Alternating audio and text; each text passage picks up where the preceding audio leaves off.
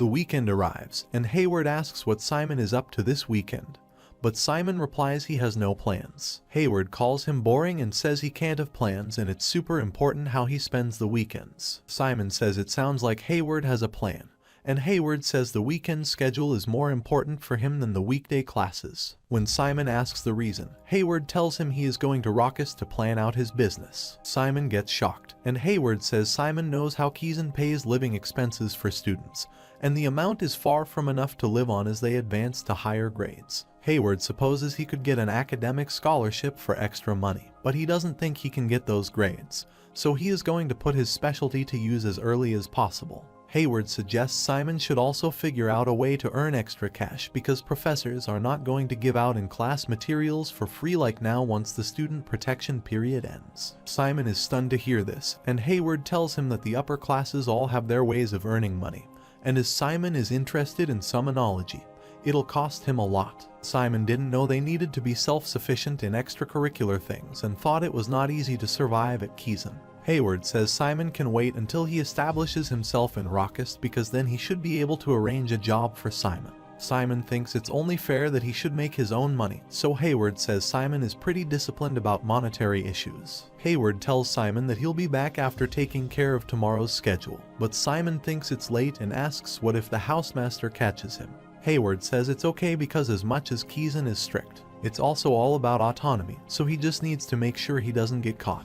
After Hayward leaves, Simon checks the desserts he bought to thank Kajin, but Kajin is not there, so he decides to eat some. Suddenly, Simon notices someone is watching him from the window, but when he looks out the window, he sees Neftis there. Simon immediately opens the window, and when he asks what she is doing there, Neftis says she is just passing by. Simon can't understand this because it's the 4th floor, and after getting inside, Neftis starts eating the sweets. Neftis knows it's Simon's first time in school, so she asks how it was, to which Simon replies it was fun. Simon tells her that professors are cool, everyone is nice, and classes are also fun, and he thinks he is suited for school more than he thought. Simon tells her he struggled a bit at first, but a friend he made in Keeson helped him. Neftis says it's great because she thought he might suffer a lot since he arrived without learning anything beforehand.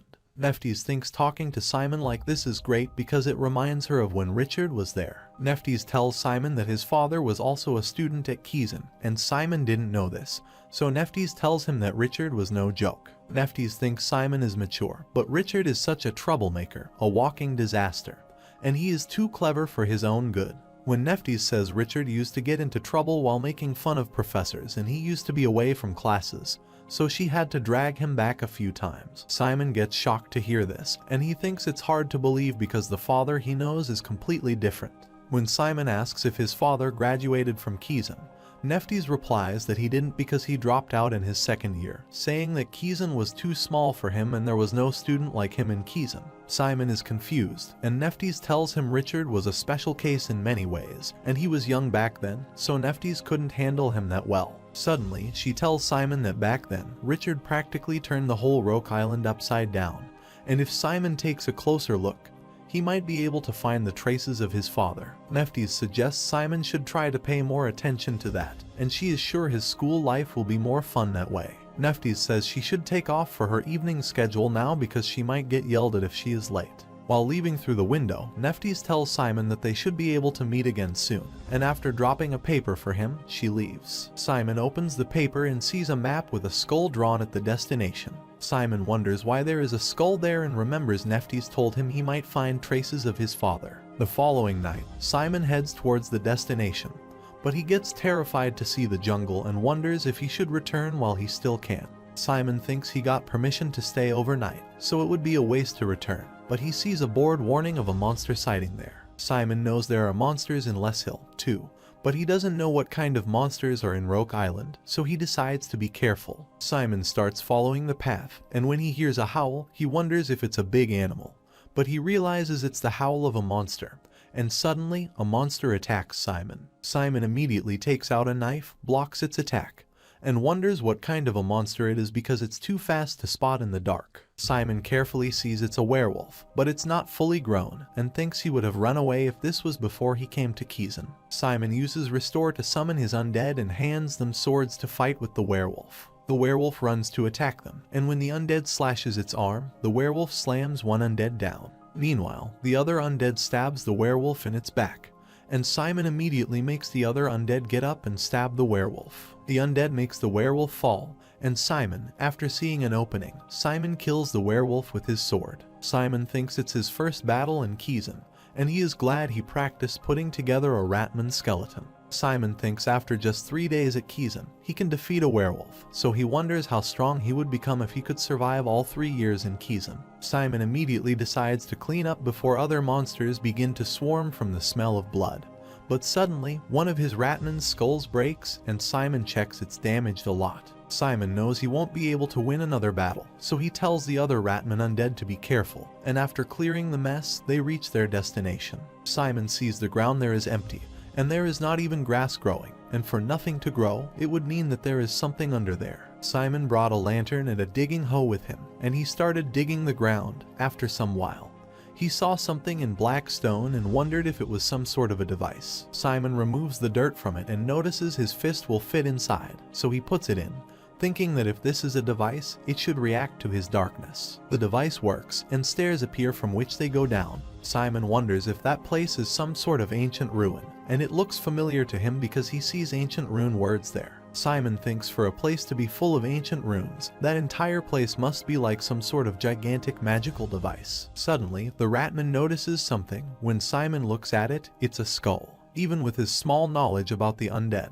he can tell it's ancient and terribly dangerous. Suddenly, a lot of bones appear there, and when Simon sees a number 2 bone there, he attaches it to the skull. Simon is unsure how this undead will react when it's awake, and maybe it'll even try to harm him, but he still wants to try putting it together. Using his darkness, Simon awakes the skull, and the only thing left is to assemble the rest of its bones. So he starts putting them together. Simon is glad he focused on studying summonology for several days, because if it weren't for that, he wouldn't have been able to put all this together, even with an all-nighter. The skeleton has the structure of a human, so Simon knows enough to put the bones together, but Simon notices it is so big that it looks way over 2 meters. After assembling the skeleton, Simon wonders what to do next, but suddenly the skeleton starts laughing, and the ground starts moving. The skeleton says it's finally back and asks who disturbed his slumber, but after seeing Simon, it asks if Simon woke him up. The skeleton tells Simon to name himself, so Simon immediately says he is Simon Follentia, and the skeleton immediately understands he is Richard's descendant. Simon says he is the son of Richard Follentia, and the skeleton says now he understands why Simon's darkness felt familiar, because only Richard can wake him up. The skeleton walks towards its sword, and when Simon asks who it is, the skeleton picks up its sword and says he is Fear, the master of the battalion, and he once ruled over the continent with his father, Richard. Simon is shocked that it's his father's undead, but when the skeleton asks who led him there, Simon replies that Nephthys Archbold told him about this place. The skeleton says that women would do that, and he tells Simon to enter into a contract with him and lead the battalion. When Simon asks about the contract, the skeleton tells him that the battalion will be Simon's will and crush everything that stands in his way. Fear says everything in the world will kneel at Simon's feet and beg for mercy. However, he is bound to go down the road of bloody destruction, which will become a part of his fate. Fear asks if Simon is ready to lead the battalion, but Simon wants to ask him something before that and says he doesn't know what Fear is useful for or what type of undead he is. Simon says it's the first time he has heard about a battalion and asks if this battalion is powerful, to which Fear replies it's an excellent question, and his battalion is strong enough to destroy Kiezen right now. Fear says, however, that Richard dismissed them all at once, and he was sealed off there by Simon, the master of the battalion.